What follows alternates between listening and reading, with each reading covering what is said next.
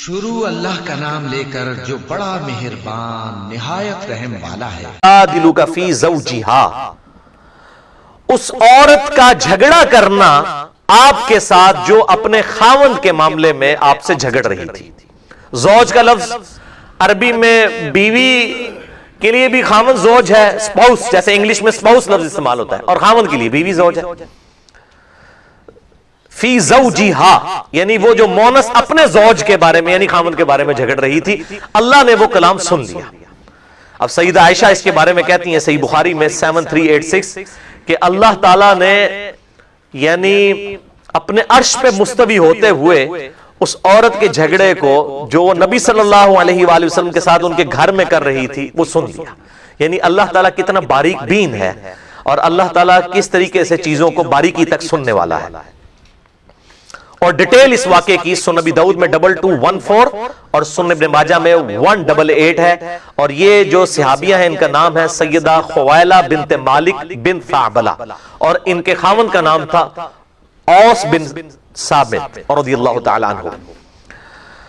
بے شک اللہ تعالیٰ نے سن لیا اس عورت کو کہ جو آپ سے جھگڑا کر رہی تھی اپنے خاوند کے معاملے میں، وَتَشْتَكِي إِلَى اللَّهِ، اور وہ اللہ تعالیٰ سے اس حوالے سے شکوہ کر رہی تھی، وَاللَّهُ يَسْمَعُ تَحَاوُرَكُمَا، اور اللہ تعالیٰ اس کا آپ کے ساتھ یہ گفتگو کرنا، آپ صلی اللہ علیہ وآلہ وسلم کے ساتھ ڈیبیٹ کرنا، اس معاملے میں جھگڑا کرنا، یہ اللہ تبارک و تعالیٰ سن رہا تھا آپ دونوں کی اس گفتگو کو، یعنی آپ صلی اللہ علیہ وآلہ وسلم اور سیدہ خوائلہ رضی اللہ تعالیٰ عنہ۔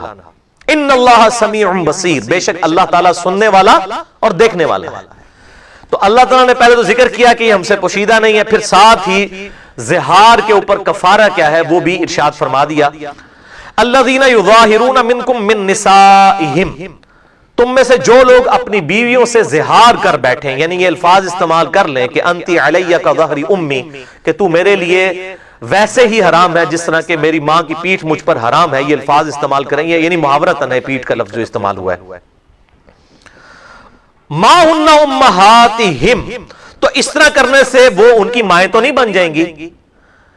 ان امہاتہم الا اللائی ولدناہم، ان کی مائیں تو وہ نہیں ہے مگر وہ مائیں ہیں جنہوں نے ان کو پیدا کیا ہے، جن کے ذریعے ان کی ولادت ہوئی ہے، وہی مائیں رہیں گی۔ وَإِنَّهُمْ لَيَقُولُونَ مُنْكَرًا مِنَ الْقَوْلِ، اور بے شک یہ جو الفاظ استعمال کرتا ہے جو شخص بھی اپنی بیوی کے لیے، تو یہ ایک کراہت کا کلمہ وہ بول رہا ہے، ایک برا کلمہ بول رہا ہے، اس کی بیوی ہے اس کو اپنی ماں کیوں کہہ رہا ہے؟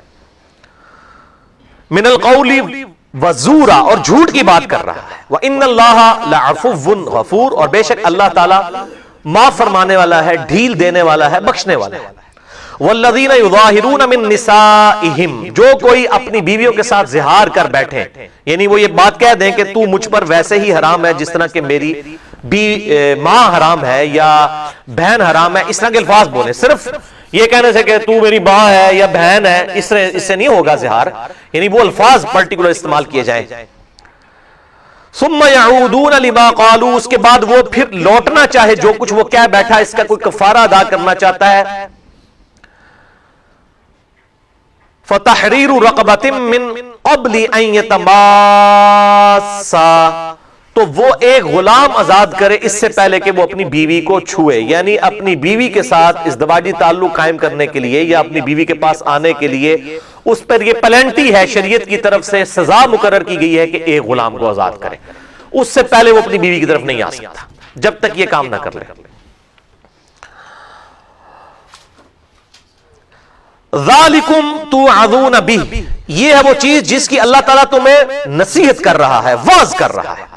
واللہ بما تعملون خبیر، اور اللہ تعالیٰ تمہارے کاموں سے خبردار ہے، اس کو خبر ہے جو کچھ تم کرتوت کر رہے ہو۔ فمن لم یجد، جو کوئی پھر غلام آزاد کرنا نہ پائے، اس کو غلام، جس طرح آج کل تو غلام اس طرح اویلیبل نہیں ہے، تو پھر کیا کرے؟ فصیام شہرین متتابعین، تو وہ مسلسل 2 مہینے کے روزے رکھے مسلسل. اس میں کوئی روزہ چھوڑ نہیں سکتے. ہاں کوئی بیماری کی وجہ سے چھوڑنا پڑ گیا یا کوئی عید کا دن بیچ میں ایسا آ گیا جیسے کہ بڑی عید کا دن آیا اس دن تو آپ روزہ نہیں رکھتے. اس قسم کا اگر روزہ چھوٹ جائے وہ الگ ہے, اس سے وہ ترتیب نہیں ٹوٹتی. من قبل ان یتماسا, اس سے پہلے کہ وہ آ کر مس کرے اپنی بیوی کو, کہ وہ یا تو غلام آزاد کرے, اگر غلام کی استطاعت نہیں رکھتا تو 2 مہینے کے مسلسل روزے رکھے. فمن لم یستطع, اور جو اس کی استطاعت نہ رکھتا ہو, یعنی اس کے پاس مطلب وہ اتنی صحت نہیں ہے یا اس کے حالات و واقعات نہیں ہے کہ وہ روزے رکھ سکتا ہے 2 مہینے کے, یا وہ غلام آزاد کرنے والا معاملہ نہیں کر سکتا, تو پھر کیا کرے؟ فَإِطْعَامُ 60 مسکینا, تو وہ پھر 60 مسکینوں کو کھانا کھلائے. یعنی اکٹھے 60 مسکینوں کو بھی کھانا کھلایا جا سکتا ہے, ایک مسکین کو بھی 60 دن تک کھلایا جا سکتا ہے. ظاہر ہے تو بہت مشکل کام ہے کہ ایک مسکین کے 60 دن کی ڈیوٹی دی جائے. 60 غریبوں کو اکٹھا کر کے اس کو کھانا کھلا دیا جائے, ایک وقت کا کھانا جو عموماً گھروں میں کھایا جاتا ہے.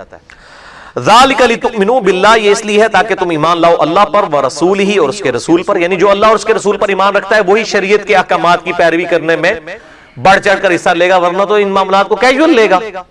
وَتِلْكَ حُدُودُ اللَّهِ, اور یہ اللہ کی حدیں ہیں. وَلِلْكَافِرِينَ عَذَابٌ أَلِيمٌ, اور کافروں کے لیے دردناک عذاب ہے. تو یہ 4 سورۃ المجادلہ کی آیات ہیں جن میں مسئلہ زہار ڈسکس ہوا ڈیٹیل کے ساتھ, جس کا ذکر سورہ الاحزاب کی آیت نمبر 4 میں ہوا, اور پھر سورۃ المجادلہ کی 1 سے لے کے 4 آیات کے اندر پورے احکامات بتائے گئے کہ وہ اس کے لیے کفارہ کیا ادا کریں گے, یا تو غلام آزاد کریں, غلام نہیں آزاد کر سکتے تو 2 مہینے کے مسلسل روزے, اور اگر اس کی بھی استطاعت نہیں ہے تو پھر 60 مسکینوں کو کھانا کھلا دیا جائے.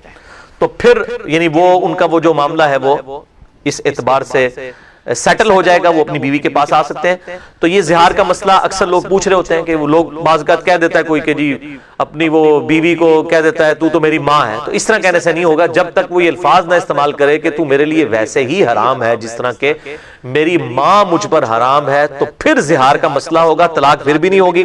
لیکن کفارہ والا معاملہ اسی صورت میں ہوگا جب اس طرح الفاظ استعمال کیے جائیں.